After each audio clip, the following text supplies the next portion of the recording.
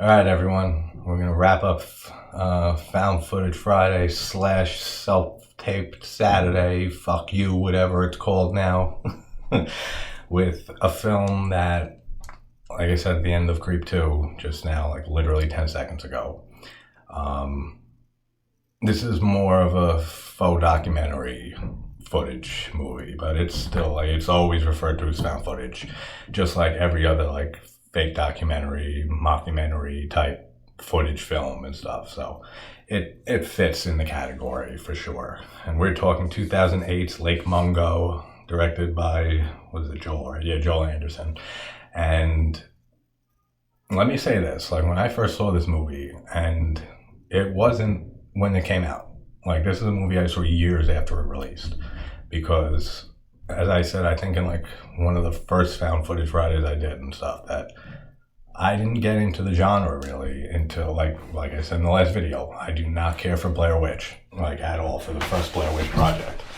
But I do love and adore the second one somehow.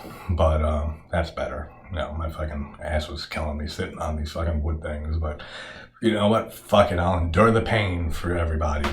And never liked the original Blair Witch Project. So that whole, like when it started becoming a subgenre slowly after Blair Witch came out, which it didn't really, this whole subgenre of found footage didn't blast off until Paranormal Activity, which was 2009, which is a year after this movie came out. So, and I didn't like I don't care for them either, the Paranormal Activity films. Never cared for them. It's just like, and I've said before in the past video on found footage days and stuff, that there's so many of these found footage movies where just nothing happens, where it's just fucking nothing for the whole film. It's just arguing and talking and or just like stupid little creepy, like trying to be creepy shots in the Paranormal Activity movies and stuff, that it just doesn't work for me at all. And then as soon as I saw Grave Encounters, that's when I said this genre has absolute potential, because I was blown away by that movie. And that's why it's in my top 3 found footage films ever made, Grave Encounters, because it is just the concepts it explores and everything, and how it plays on, as I said in that video, like some of my biggest fears just works so well for me. And there's a reason that it's one of my favorites. But when I first saw this movie, which was probably 2013, 14-ish, like something like that. If somebody told me, like after watching this for the first time, and if it didn't have credits at the end, if someone told me this was an actual true story and an actual documentary, I would believe them. I would absolutely believe them. This is probably the most realistic feeling found footage / faux documentary film I've ever seen. Like, just the actors and everything in this movie, and the way they're interviewed and stuff. And this is largely improvised. Like, they didn't have exact lines or anything. There was just a general outline for this movie written, and they improvised their lines as it went along, to make it more realistic, to make it more like they're actually thinking and collecting their thoughts of what to say for these interviews and everything for this documentary on the death of their daughter, is just brilliant. Just the way that works so well with this, that these people do not seem like actors. These seem like a real fucking family. This seems like an actual family that lost their daughter, and how they're dealing with the grief and everything that comes with losing a child. Which I know a lot of people who don't like this movie, and it is slow. It can be very slow, and that'll turn a lot of people off, especially for people who like fast-paced horror films and fast-paced found footage and stuff like that, which I love too. But just, it works so well. Like, just the pacing for this movie is perfect for me. Like, I do not find myself bored at any moment in time watching this film. It just sucks you in, like, from the very beginning. and it just builds and builds and builds just on tension and just what exactly happened to this girl, and like just it's so good, man. I don't know how people don't enjoy this movie, and I'm so glad that this movie has been getting much more recognition and much more views and is being talked about so much more as the years have gone on since this movie came out, because this movie was unheard of, like especially when it came out, but even like I said, like even when I first saw this and stuff, like in the early 2010s, no one was talking about this movie. Nobody. This was a complete unknown film for the most part. And it's an Australian film too and stuff. Like, no one was talking about this movie until maybe like, I don't even know, like 6-7 years ago, something like that, 8 years ago maybe, is when this film started getting talked about on YouTube and review sites and fucking everything a lot more often, leading to a lot more people checking it out, and now it's becoming so much more popular, and it absolutely deserves it, because this film is just so well done and so well thought out and so well put together that I said, like, it is so realistic. And I've had people say and argue that like a certain found footage movie is real. The absolute fucking idiots out there that would actually think that one of these movies is actually a real footage.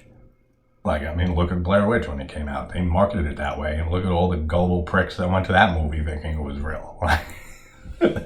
Like, someone, like a studio would actually release, or anyone would actually release a movie into theaters of actual footage that people fucking disappear or die at the end of. Like, seriously? Come on. But they still exist.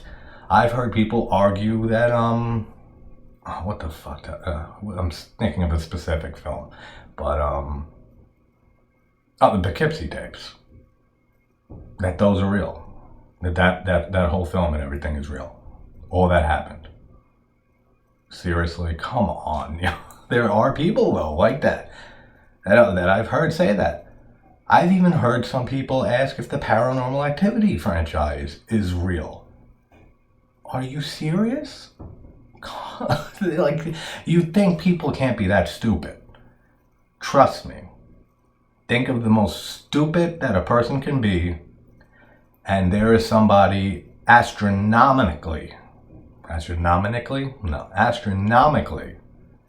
more stupid than that person you're thinking of. Like, we give ourselves way too much credit as human beings, man. Like, there are just flat out idiots out there. And they make up like the majority of the population. Like, it's not like a little thing happening. Like, no.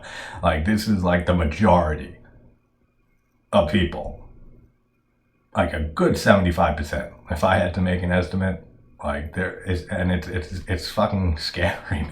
It's fucking scary that people would think the Paranormal Activity movies are actual footage, that this is real, or the Poughkeepsie tapes is real, or like even like Grave Encounters actually happened, which they play on that in the sequel to that, which I really don't care for the sequel at all if you watch that video. But that was a unique concept of taking it.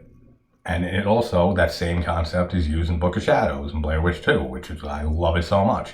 That whole concept of everyone's hype over the first film, and was it real and everything, and people flying in from all over the world to see that location and stuff where it was shot, and just hoping to see something, and just all of that, like that whole concept is so greatly used in Blair Witch 2. And it's the same concept they went for in Grave Encounters too, but for me it just didn't work. Like, it just didn't work. But I can see it working for other people, absolutely. But a lot of people really don't care for that sequel. I know some people who do, but yeah, it just didn't work for me, even though it had that same type of concept of exploring and like questioning the roots of the original film and everything. But yeah, man, there's just some people out there that'll blow you away with the stuff that they say. And I'm sure every single one of you have experienced that on a fucking daily basis for your entire lives.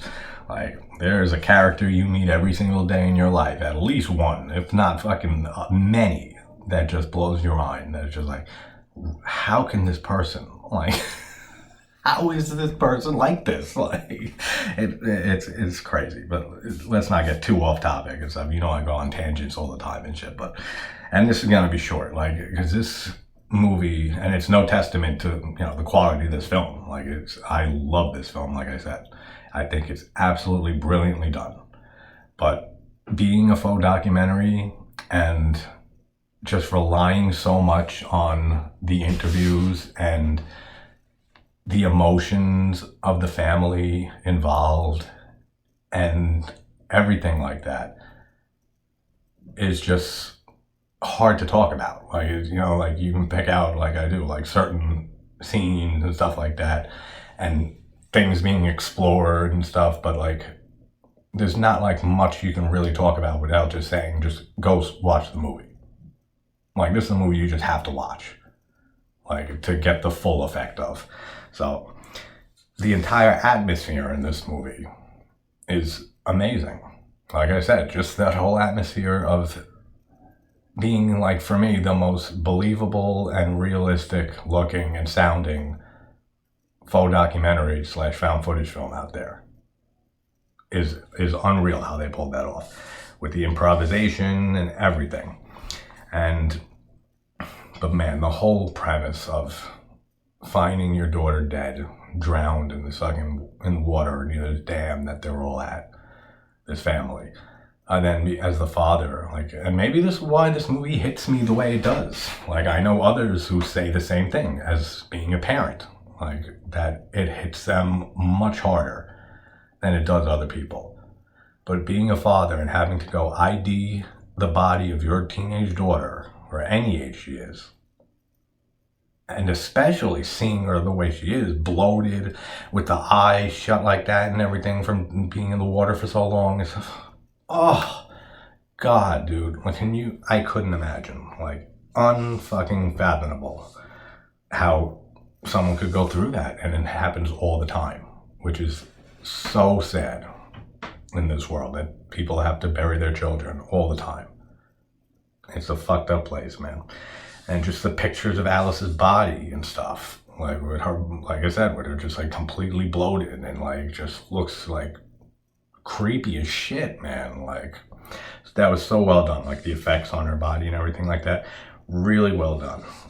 The score too throughout this movie, like, it adds so much tension to this movie and mystery and eeriness that it just keeps me so engaged throughout this whole film, and just works so well at making you unsettled by not even just the main premise of, you know, them losing their daughter and talking about it, but then, like, the supernatural stuff that is talked about in this movie and that goes on in this. It's like so it's so well done. Like, what a well done movie. And then the father telling the story about seeing his daughter's ghost and stuff and telling him to get out and everything. That's awesome. Like, so well done. And then we have the son filming and catching Alice's ghost and stuff in, like, a few different locations, but he's explaining, like, in the backyard, he would take the same picture and everything, like, every day for, like, a long ass while after she died, and, like, he noticed that there was, you know, a picture, or there was his sister, you know, Alice, like, her ghost, like, in the picture, and they show it and everything, which leads you start going down the paranormal route and everything. And then we find out that he faked it, and he was trying to get his mom, who was taking this the hardest by far, and wanting the mom to just, you know, have some type of closure, or, like, that there's, like, she's still with us and everything. And so he faked that whole ghost footage and stuff. But then at the end of this film, which is another thing that's brilliantly done in this, at the end of this film, they show, like, a few shots that were in the movie that her actual ghost was in. And you can see it throughout the movie if you're paying very close attention. And one of those scenes is the one I just mentioned, in the backyard with her ghost standing by the fence. Her actual ghost is on the right far side of the frame, like in like a garden or something like that, or whatever that is and stuff. Like, it's her actual ghost right there. And the way that they include those few shots and zoom in on them at the end to hammer home that, like, she was there with them and wanted them to know what happened to her and what she went through before she died. So good. So good. The whole thing with catching the neighbor coming in, trying to find the tape, and then, God, can you imagine, man? And then putting that tape in and seeing your daughter, your underage daughter, with the neighbors that she was babysitting for a while now, having a threesome with this fucking adult couple. Dude. And the guy says that he would, if he saw, and they moved out after that and stuff, and they tried tracking them down and they couldn't find them for some reason. How the fuck can you not find this family? Like, that's so stupid, really? They can't find this family? What are they, fucking going to protective services? Are they part of the mob? Like, get the fuck out of here, man. They couldn't find this family. It's not like it was just like one guy that can live off the grid or something, or like even just like the couple alone. But no, they got fucking small kids and shit. You can't find any record of them anywhere? That's so dumb. That is so stupid. Come on. And he says, he's like, if he was here right now and stuff with the father, he's like, if the neighbor or whatever, the guy was there right now and stuff, I'd sock him, I'd knock him out. That's it. That's what you would do? As a father. And just as a person, the way I am, if I saw this couple after seeing this videotape and seeing what she went through, my daughter went through, whether it was consensual or not, whether she was into what she was doing or not, these fucking people would be dead and I'd be in prison for the rest of my life. 1000%. Absolutely. I would be in prison because those two motherfuckers would be disemboweled after being tortured and just completely torn apart in the slowest death imaginable until they were fucking just completely murdered and dead. And then I'd go to prison. Are you fucking kidding me? Like, you motherfuckers taking advantage of my underage daughter and having fucking threesomes with her? Dude, you could not rip me off of them. Like, you couldn't. Sorry. You can be a fucking 500-pound man, the strongest man in the world. You would not get me off these people. I would be on top of them. I can't say that phrase because that fucking would be fucking, I'd have a fucking, people would have a field day with that. But yeah. Yeah, you cannot get me off these people. They would be dead. No fucking way about it. Not just, I'm gonna knock him out. You're gonna knock him out? That's it? Come on. That is such an underreaction. Like, seriously. And then we have Ray, the psychic guy, who's like close with the family and everything. And then they find out that Alice was actually going to him and seeing him herself and was like having him interpret dreams that she was having and nightmares she was having and everything. And he never told the family, despite being close with them through also seeing the mother. And he says, like, he's trying to honor her confidentiality and everything that she wanted. And I'm sure it's like, well, it's a psychic, so there's no like probably legal binding thing with that, like a lawyer or something like that. But wanted to honor her confidentiality and stuff. And it was a situation of, damned if you do, damned if you don't. Like, and he really did feel bad about it, like about not coming forward and saying anything. But he was torn between a rock and a hard place. Like, and the way they explore that, very well done too. And then we get the whole reveal of why this is called like Mungo and everything. And it was where she went for the school camp and everything. And it was like really soon before she drowned and died and everything. And then that just adds more mystery to this. And it's like, as soon as they mention this in the film, like Mungo, and that's the title of the film, and you're like, oh, fine, all right, so what does that mean? Like, what happened there? And then it just builds more interest and piques your mind to start just thinking about every possibility. Like, was she fucking possessed? Did she see something insane? And which she did. And like, so good. And because they see her burying her cell phone and her favorite necklace and like ring and stuff, which they don't know all of that until they get there and dig it up. But they see her burying something on film and stuff, like through one of the friends' footage that they shot that night, or one of the nights that they were there at Lake Mungo. And then the family goes and digs it up, and they find that her cell phone's there, which they said was missing when she came back, and they just bought it for her like a month before that and everything, and find her cell phone and stuff. And then we just get, dude, this is the scene that stuck with me long after this movie ended, when I first saw it, and still does every time. Like, it's in my head right now. Like I just ended this movie like, I don't know, an hour ago, before I did Creep 2. And just this whole concept, dude, this whole idea of this poor young girl on the beach and stuff by herself, filming, and then running into essentially like her dead doppelganger from the future. I'm seeing herself. Like, if you were in that situation and you were like on your own, by yourself, taking a walk and stuff, and out of the darkness comes you, but like fucked up looking, what would you think and do? Like, there's nothing. Like, you would be in complete shock. It's something the mind couldn't even comprehend. Like, I couldn't imagine the terror that this poor girl went through and continued to think about, and just 1,000%, it's the only thing in your mind after that.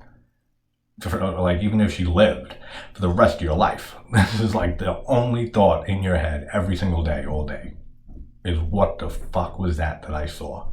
I saw me. That's so crazy.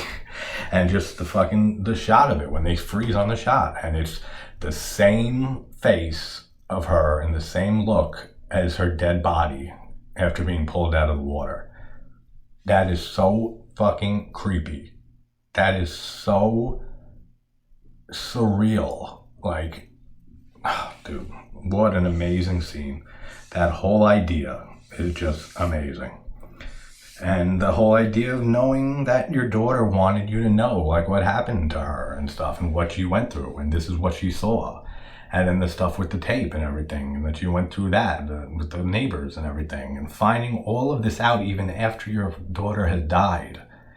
I could not imagine what this family was going through, finding all of this out as this film goes on, and as their lives went on after the death of their daughter, and finding out all this information afterwards. I couldn't. Like, I can't fathom that. Absolute insanity. Like, I'd be in a fucking, like, obviously, after you lose a fucking child, you're in a fucking breakdown. You're not even there anymore. Your soul's ripped out. But add all of this on top of it, and this unexplained shit, man, like, I don't even know what to say. Like, absolutely crazy. But this does, as they say, bring them like some catharsis, and like gives them the ability to try to move on as a family, and that they stopped obsessing over all of this so much after finding out what she went through, and like everything that led her to, her thoughts and feelings and everything up until her death. And that they were able, after finding all this out and feeling like this is what she wanted, this is why she stuck around, it's beautiful in a way. Like, that they were able to do that they were able to stick together strongly as a family and try to even move forward. And so good. And then just the end scene with the mother with the psychic and stuff, and saying that she's in the house and everything, and at the same time showing the footage of the daughter with the psychic doing the same thing. And like the last shot of the family as they're moving out of the house, and you see the ghost of Allie in the window and stuff. It's so creepy, this film, man. And then the credit pictures, like I said, like, this whole film is so brilliantly done, and it's still, I feel, is not talked about enough, even despite what I said earlier, like all the recognition that this movie's gotten over the years and everything, and how much more popular it is now. But it still should be talked about even more, because it is such a well-made film. It's such a well-explored idea and concept, and the whole thing with the doppelganger and this girl seeing her future dead self and everything. Just so many great things being explored in this film. So yeah, that's gonna wrap up Found Footage Friday / self-taped Saturday, whatever the hell you want to call it.